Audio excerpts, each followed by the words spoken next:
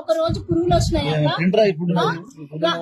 ఒక రోజేమో ఐరన్ పీసులు చిన్న చిన్న ఐరన్ ముక్కలు వచ్చినాయంట సార్. ఒక రోజు రాళ్ళు వచ్చినాయంట. ఒక రోజు ఇట్లా డైలీ సార్ ఇది చూడండి సార్, అసలు బాయిల్ అయిందా సార్? ఎంత గింజలు ఉంది. రైస్ ఎలా తింటారు సార్ పిల్లలు?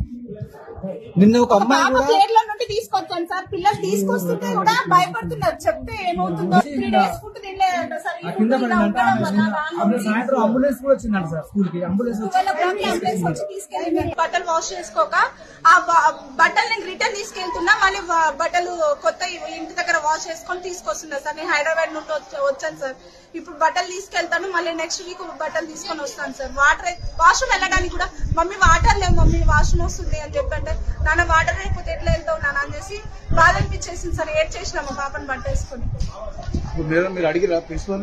అడిగినాం సార్, 2 times అడిగాను. నేను వచ్చినప్పుడు ఒకసారి అడిగాను, మా హస్బెండ్ వచ్చినప్పుడు ఒకసారి అడిగారు. వస్తాయి అని అంటున్నారు. అడిగితే ఆర్సీఓ సార్ కి కంప్లైంట్ ఇచ్చాము, మా చేతులు ఏం లేదు, ఆర్సీఓ సార్ కంప్లైంట్ ఇచ్చామని చెప్తే ఆర్సీఓ సార్ కూడా 1 week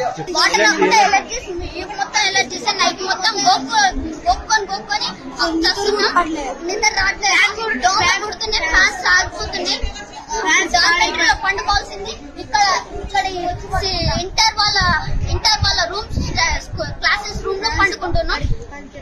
క్లాస్ రూమ్ లో పండుకుంటున్నాం.